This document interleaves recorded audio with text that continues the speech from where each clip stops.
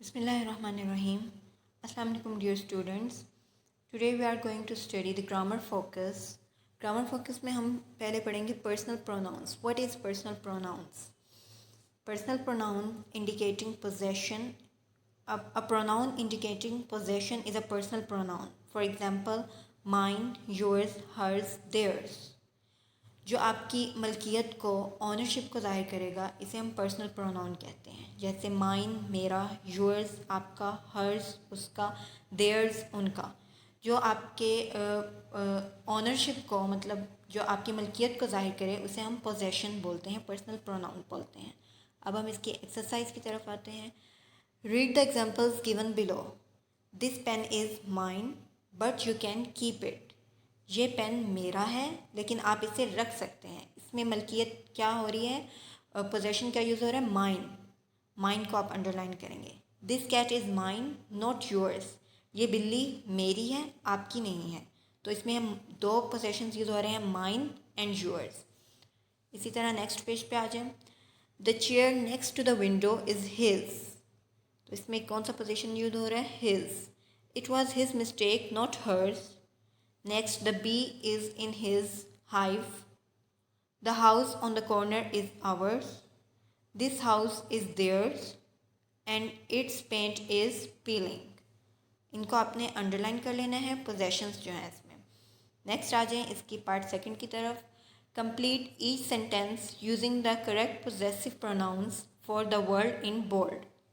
हमें नीचे 3 सेंटेंसेस दिए हुए हैं. इनमें बोल्ड लेटर में जो वर्ड्स हैं हमने उसको करेक्ट पोजेसिव प्रोनाउंस में लिखना है.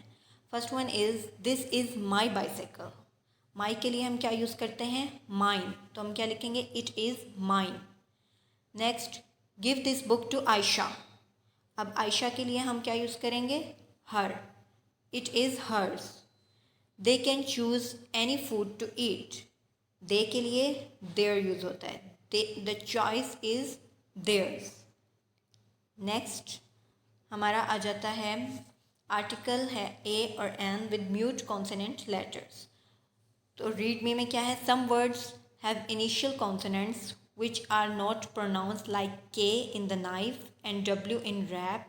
We put a or n with these words by focusing on the second letter. अब कुछ words ऐसे होते हैं कुछ जिनका जो फर्स्ट वर्ड होता है वो साइलेंट होता है, वो प्रोनाउंस हम नहीं करते. तो उसमें जो हमारा फिर जो उसका सेकंड वर्ड होता है उसमें अगर ए की वोवल की साउंड आएगी तो हम उसके लिए एन यूज़ करेंगे, और अगर वोवल की साउंड नहीं होगा तो हम उसमें ए यूज़ करेंगे. एक्सरसाइज की तरफ आते हैं. जैसे उन्होंने हमें 2 एग्जाम्पल्स दी हुई हैं. She is an honest girl. अब ऑनेस्ट में जो एच है वो साइलेंट है, और ऑनेस्ट जो हमें साउंड दे रहा है वो वोवल का साउंड दे रहा है, ऑनेस्ट. तो हम इसके लिए एन यूज़ करेंगे. She is an honest girl.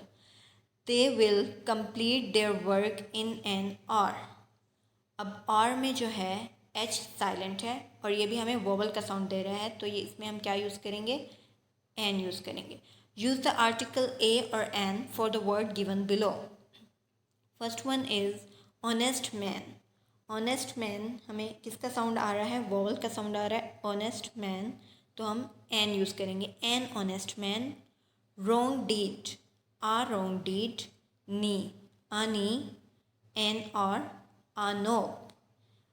तो जिसमें हमें वोवल का साउंड आएगा उसमें हम क्या यूज़ करेंगे, एन, और उसके अलावा जो वर्ड्स होंगे उसमें हम आ यूज़ करेंगे. पार्ट नंबर 5 पे आ जाते हैं. Read the following sentences and observe the use of capital letters for special events. नीचे हमें उन्होंने जो बोल्ड में वर्ड्स लिखे हुए हैं उनको उन्होंने कहा है कैपिटल लेटर्स में लिखना है क्योंकि वो स्पेशल इवेंट्स हैं. He observe Ramzan with his family. Ramzan जो है एक हमारे लिए बहुत स्पेशल इवेंट है, इसलिए उन्होंने उसका जो फर्स्ट वर्ड है वो कैपिटल किया. Pakistan day is an important day in the history of Pakistan movement. Third है they sacrificed a sheep on Eid ul Azha.